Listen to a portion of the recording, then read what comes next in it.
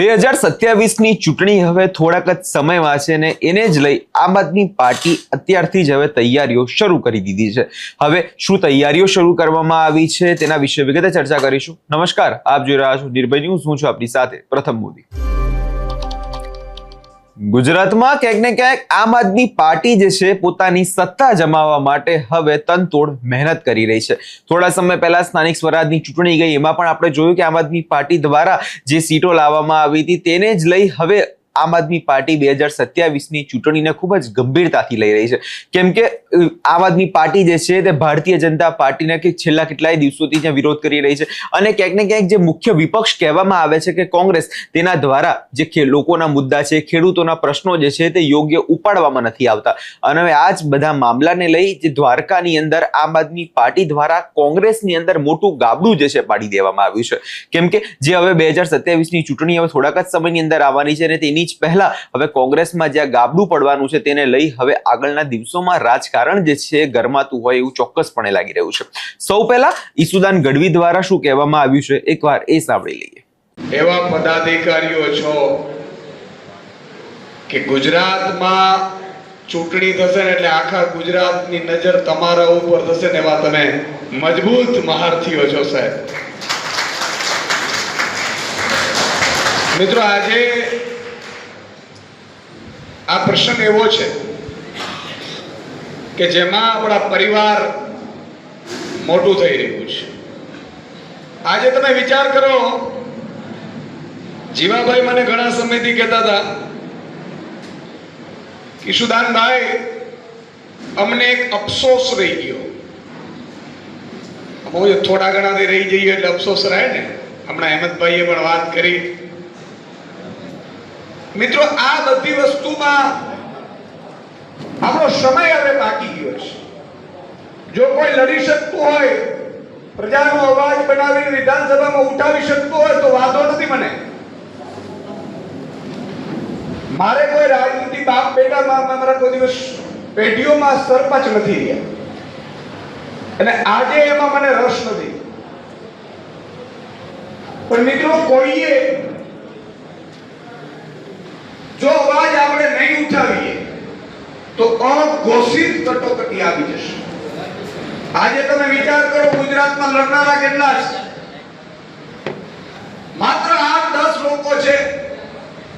આમ આદમી પાર્ટીમાંથી હું હોય, હેમંતભાઈ હોય, ગોપાલભાઈ હોય, ચેતરભાઈ હોય, પ્રવીણભાઈ હોય, બજરાજભાઈ હોય, કેટલા છે? ચંદ લોકો છે।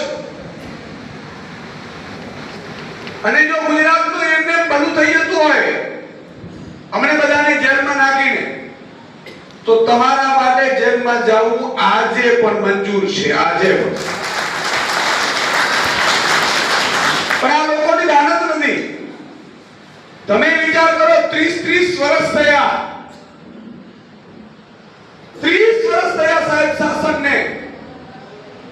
છેલ્લા 15 વર્ષમાં ચીને જે વિકાસ કર્યો છે, 15 વર્ષમાં બીજા રાજ્યોએ વિકાસ કર્યો છે। અને સાહેબ, આપણા 30 વર્ષમાં ગુજરાતમાં 5000 સ્કૂલો બંધ કરવામાં આવી છે। સરકારી સ્કૂલો બંધ કરવામાં આવી છે। આની પીડા છે સુદાનભાઈ। મારે કઈ બનવું નથી, એના બનવાની તમન્ના છે। તમે બધા ઓળખો છો, હું હતો ત્યારે હતો જ મજબૂત। ત્યારે પણ મારા કામ અટકતા નહોતા ને આજે પણ મારા પર્સનલ ક્યારે અટકવાના જ નહોતા। પણ જિંદગીમાં મેં નક્કી કર્યું છે, મેં ક્યારે મારા પર્સનલ કામ માટે આજ સુધી સરકારમાં મેં ફોન નથી કર્યો। જરૂર પણ નથી મને। જેટલી પણ મુશ્કેલી આવતી હોય, સમસ્યા આવતી હોય, ઈશુદાન ગઢવી ક્યારે પર્સનલ કામ કરાવતો નથી। પણ મારી એક કમજોરી એ છે કે હું ગરીબોની પીડા જોઈ નથી શકતો। મારું વાંક છે। હું ખેડૂતોની પીડા જોઈ નથી શકતો। હું મજૂરો, શ્રમિકોની પીડા જોઈ નથી શકતો। હું આદિવાસી સમાજ હોય, દલિત સમાજ હોય, ઓબીસી સમાજ હોય, એની પીડા જોઈ નથી શકતો। આ મારો ગુનો છે। પણ તકલીફ એ છે મિત્રો કે ઈશ્વરે મને બુદ્ધિ આપી। મેં જાણ્યું કે આટલા મોટા સમાજ સાથે આટલી રીતે અન્યાય થઈ રહ્યો છે અને આપણે જ્યારે અવાજ ઉઠાવીએ છીએ ત્યારે કોઈ માણસ ઘરથી બહાર નથી નીકળતો. આપણે સુઈ રહ્યા છીએ સાહેબ. આજે રાજ્ય ને દેશ વેચાઈ રહ્યો છે અને આપણે જ્ઞાતિ જાતિ ધર્મમાં સુઈ રહ્યા છીએ. કરોડિયાની માળાની જેમ થાંભલાઓ વીજ થાંભલાઓ આવી રહ્યા છે કંપનીઓના આડુડાની કરતી. તમે વિચાર કરો, પાક વીમો નો આપ્યો ખેડૂતોને, પાક વીમા યોજના બંધ કરી દીધી, ભાવ નથી આપતા. તમે જુઓ, તમારા મારા બાળકનું શિક્ષણ પૂરું કરી નાખ્યું લોકોએ. અત્યારે મોટા ભાગના અહીંયા હશે, તમે દિલ ઉપર હાથ રાખીને કહો કે તમારો બાળક અત્યારે સરકારીમાંથી ઉઠાવીને આપણે પ્રાઇવેટમાં ભણાવવા લાગે નથી લાગે? શું કામ ભણાવીએ ભાઈ આપણે? કેમ સરકારી સ્કૂલ સારી ન બને? અને દુઃખ એ વાતનું નથી ભાજપે સરકારી સ્કૂલો બંધ કરી, આપણા જ્ઞાતિના આગેવાનોએ સરકારી સ્કૂલો બંધ કરી પોતાની પ્રાઇવેટ સ્કૂલો ચાલુ કરી લૂંટે છે. મને એનો દુઃખ નથી. દુઃખ ઈ વાતનો છે કે જે ગામમાં સરકારી સ્કૂલ બંધ કરી અથવા તો શિક્ષકો ન આપ્યા, નબળું શિક્ષણ આપ્યું, અને છતાંય ઈ ગામ જેના બાળકને ભણાવવાનું ભાજપે દાટ વાળી દીધું અને પોતે પ્રાઇવેટમાં મજબૂરીએ બાળકને ભણાવે છે, ઈ જ્યારે મતદાન કરવાનું આવે ત્યારે કમળનું બટન દબાવે છે ત્યારે દુઃખ થાય છે કે તમારા બાળક માટે સારું શિક્ષકો નથી આપ્યા. આજે આ તાલુકા જિલ્લાની ચૂંટણીઓ આવી, પોલીસ ઉતરી પડી હતી ચૂંટણીઓ લડવા માટે.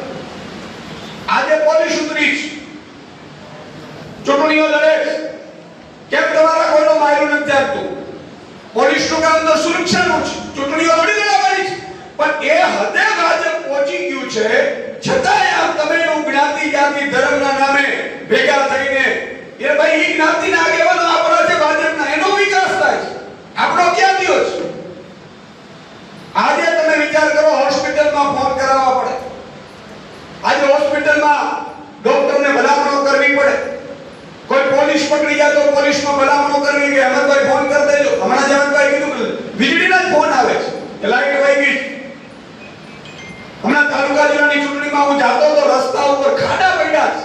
જે ગામમાંથી ખાડા પડતા હતા, અવવડા ખાડામાંથી રોજ જાય એના દીકરા કે દીકરીઓ ડિલિવરી કરવા જાય અને એને તકલીફો પડી જાય, ઈ જ ગામમાંથી ભાજપને ખોબલે ખોબલે મત મળે છે ત્યારે દુઃખ થાય છે કે આપણે જાગીએ છીએ ક્યાં?